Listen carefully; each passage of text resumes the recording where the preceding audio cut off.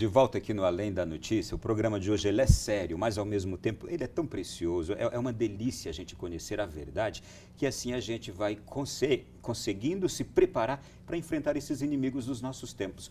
Esses tempos trazem certos inimigos que basta uma pontinha da verdade para que eles se diluam. É isso que a gente está fazendo aqui no programa Além da Notícia. Eu estou com a Tuca, que é psicóloga, estou com a Ana Paula, que é advogada. Bom, quero saber o seguinte, Tuca, quando firma-se o conceito de identidade no ser humano? O conceito de identidade ele vai gradativamente sendo construído. Mas, por exemplo, a identidade sexual e mesmo a criança vai ter esse conceito que ele é irreversível em torno dos 6 ou 7 anos. E essa é uma das perversões, digamos assim, da ideologia de gênero. Porque hoje nós vemos muitas vezes os pais ou a própria escola, e às vezes a escola e a sociedade, fortalecendo que a criança, com 3 anos de idade, não, ele não é menino, ela é menina, ele quer ser menina, ele quer ser menino, ele quer ser diferente.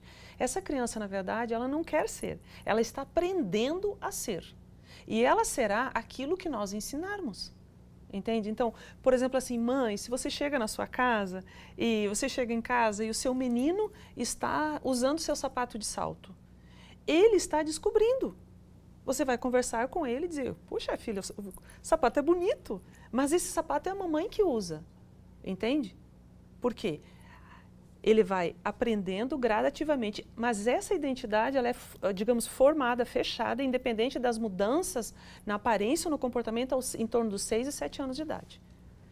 Ela afirma-se, os órgãos sexuais eles só terão importância quando entendida a classificação sexual, quando ele entendeu o que é uma relação sexual, que é mais tarde. E deixa agora fazer a seguinte pergunta. Daí a importância da sociedade, ela é ensinar o direito. Sim. O que é certo. Aquilo que a natureza daquela criança, seja masculina ou feminina, que a natureza dela já lhe deu, é isto. Para ela afirmar-se, ela precisa desse apoio da sociedade. Exatamente. Da família, da família. E é justamente isto que nós estamos agora nos vendo ameaçados, acuados. E o interessante que eu estava falando, eu falei antes sobre a ideologia de gênero, o que a ideologia faz, o que é a palavra ideologia, porque quando entra esse conceito o conceito deturpado de quem a pessoa é, cria um desequilíbrio na identidade. Aí a criança, ao invés de firmar a sua identidade sexual, ela fica em crise em relação a isso. Porque após o conceito físico do masculino e feminino ser concluído, a próxima etapa é o lugar a ser ocupado na sociedade. Então você veja só, se eu firmo o meu conceito de masculino ou feminino, e então eu percebo o meu lugar na sociedade, a próxima etapa, se eu não consigo firmar o meu conceito de masculino e feminino, eu não vou conseguir saber o meu lugar na sociedade. E aí eu crio um desequilíbrio e um problema psicológico seríssimo nas pessoas. Nesse curto intervalo que tivemos, vocês comentaram aqui também, vocês estão sempre por dentro desse tema e ouvindo palestras diversas, vocês falaram que até os animais, até os primatas, eles conseguem determinar aquilo que equivale, aquilo que é apropriado ao macho e à fêmea. É isso mesmo? Sim. Isso mesmo, sim. Com uma palavra, uma médica, nessa segunda-feira nós tivemos a audiência pública do BNCC aqui em Brasília, né? E uma das médicas... BNCC, Base Nacional Comum Curricular. Isso. Uma das médicas que falou, ela exatamente salientou isso, que em experiências científicas, os primatas masculinos, eles tendem a brincar e a mexer com objetos que são designados masculinos. Então, se os primatas reagem assim, imagina os seres humanos. É algo que está dentro de nós. Nós nascemos com aquela informação. E como eu falei, de repente a criança, acontece alguma coisa, pode acontecer algum ataque à criança, algum ataque às emoções da criança, ao seu corpo, e criar na criança isso, uma dúvida sobre isso. Então cabe à família, cabe à escola, cabe aos pais principalmente, ou a família, aqueles que cuidam da criança, é salientar quem a criança é. Se precisar buscar ajuda para isso, buscar essa ajuda. Mas salientar, você é um menino, você é uma menina.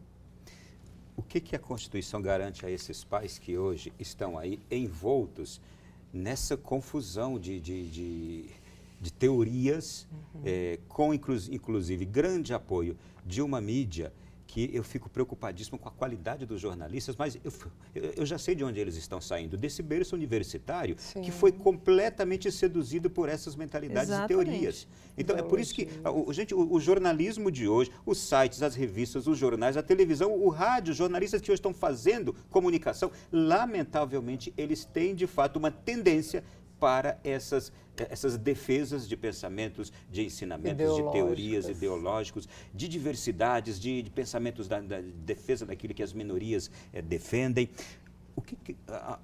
Nós temos segurança na Constituição quanto a isso, doutora Ana Paula? Graças a Deus. Hoje, a boa notícia, digamos, é que toda a legislação brasileira ampara os pais nesse sentido. Tanto a Constituição Federal, nos artigos 226, 227, 229, ela dá essa base para os pais. Temos também o Estatuto da Criança e do Adolescente, temos o Código Civil, né? Como eu disse, a criança até os 16 anos, ela está sob total responsabilidade dos pais ou tutor. Né? E assim, os pais identificando qualquer conteúdo de ordem ideológica que contrarie aquilo que ele crê, aquilo que ele prega, aquilo que ele defende, ele pode se posicionar com relação à escola. Então, ele tem amparo legal para se defender e para proteger os seus filhos. Bom, e, aliás, a gente teve uma rejeição quase que 100%. Nas câmaras municipais, a ideologia de gênero, a gente teve nas câmaras legislativas estaduais, a gente teve aqui no Congresso Nacional e eles continuam tentando entrar na nossa vida, na nossa casa, na escola dos nossos filhos, de outras maneiras, assim como entram os ratos nos porões. Mas vamos... Pois não, doutora? Também cuidado com os programas de entretenimentos, né, Ronaldo? Porque nós temos visto, assim, de uma forma também avassaladora, né? Tivemos o caso de um filme... totalmente pornográfico e exibido à luz do dia. Então, crianças que estavam em casa num canal pago tiveram, infelizmente, o desprazer de assistir aquilo. E pela manifestação e reação de vários pais, esse canal foi multado pelo Procon de São Paulo. Então, isso também é uma notícia boa, né? Atenção dos pais, não é? Total, isso é imprescindível. Ana Paula falou sobre adolescência, né? E o Estatuto do Adolescente, eu falei sobre a criança. Então, esse firmar a identidade, ela vai estar segura dessa identidade sexual, o conceito de identidade que ele é irreversível, em torno dos 6 ou 7 anos. Porém, o conceito, aquilo vai estar consolidado ao fim da adolescência, entendeu? Então, nós considerarmos que uma criança de 9 anos, como já aconteceu no Brasil ano passado, que um juiz autorizou a criança a mudar de sexo aos 9 anos de idade, com base jurídica, é um absurdo, uma criança de 9 anos não tem condições de decidir isso. Porque ao fim da adolescência, durante a adolescência, ele pode ter crises, porque está se formando, ele está na fase de formação ainda. Deixa eu trazer aqui agora, nós vamos trazer agora uma participação do jornalista, do colunista português do jornal Observador, o José Manuel Fernandes. Ele faz uma reflexão sobre ideologia de gênero, ele vai nos trazer ali, a linguagem portuguesa dele é bem forte, então preste muita atenção no que ele fala. Ele vai nos trazer 2 exemplos, um ocorrido no metrô de Londres, que já ocorreu, que já está em vigor, e outro numa família canadense. Acompanhe. Peço desculpa, mas tenho sexo, não tenho género. Esta crónica é sobre uma verdadeira anomalia. A anomalia politicamente correta que nos rouba uma parte da nossa identidade, a de sermos homens ou mulheres. O disparate chegou de onde menos se esperaria, Londres.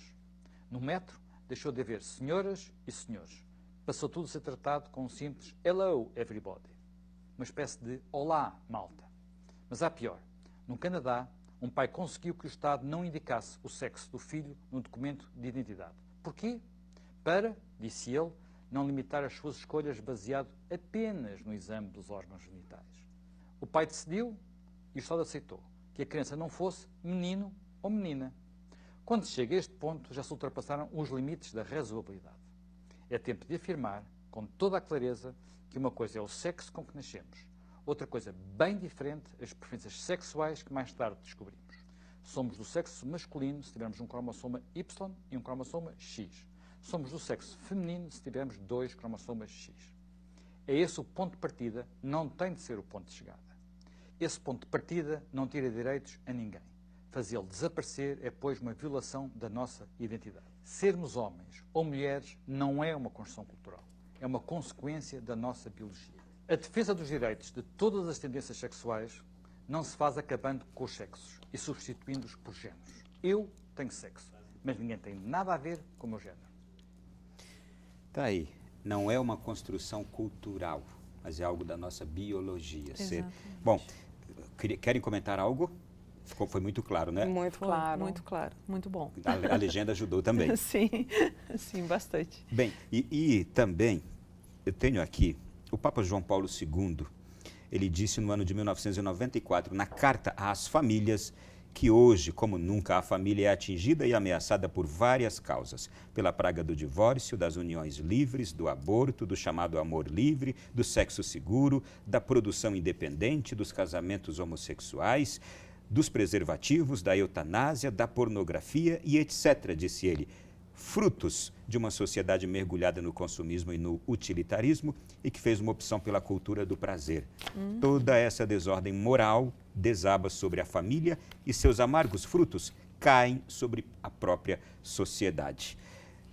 É justamente o nosso dever, de não deixar que essa desconstrução seja feita. É o que a gente está fazendo aqui, não é? Sim. Exatamente. Anunciando, esclarecendo as pessoas, né? Porque, infelizmente, também percebemos que muitas pessoas desconhecem o que de fato é essa ideologia de gênero, né?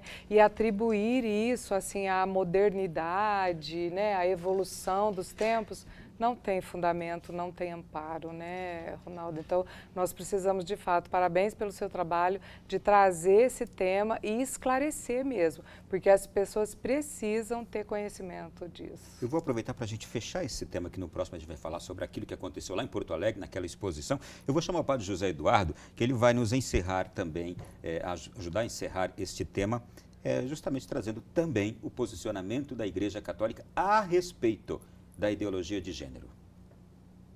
Nós não podemos ficar quietos. De fato, a posição da Igreja, a posição do Papa Francisco, é bastante clara a esse respeito. É óbvio que nós somos contra todo e qualquer tipo de discriminação, nós não somos a favor do bullying, nem da segregação das minorias ou de quem quer que seja. No entanto, nós não podemos admitir a ideia de que as identidades não existem ou de que elas são totalmente variáveis. Isso para nós é um absurdo. De fato, nós temos uma identidade e, se nós admitirmos que nós não temos uma identidade, que nós não podemos conhecer nem sequer a nós mesmos, a nossa capacidade cognitiva, a nossa própria capacidade de compreender irá para o espaço. Por isso, não podemos abrir mão da nossa identidade. Se a gente admite os postulados da ideologia de gênero, se a gente admite que não tem identidade, a gente admite que não se pode conhecer. Ora, se nós não nos podemos conhecer a nós mesmos, tampouco poderemos conhecer coisa alguma na realidade. Tudo não passará de uma impressão, de uma ficção, de uma grande mitologia. Muito bem. Gente, tá bem compreendido tudo, né? Quanto a este tema. Sim. Vou pedir a vocês licença para a gente ir para o intervalo e na volta nós vamos falar sobre aquela exposição lá de Porto Alegre. Vou pedir a opinião das senhoras também, mas nós vamos ter aqui também algumas participações muito preciosas. O senador Magno Malta nós vamos trazer aqui o que ele disse no plenário do Congresso Nacional e vamos trazer aqui também ainda a participação do padre José Eduardo sobre aquilo que aconteceu lá. Já, a gente volta.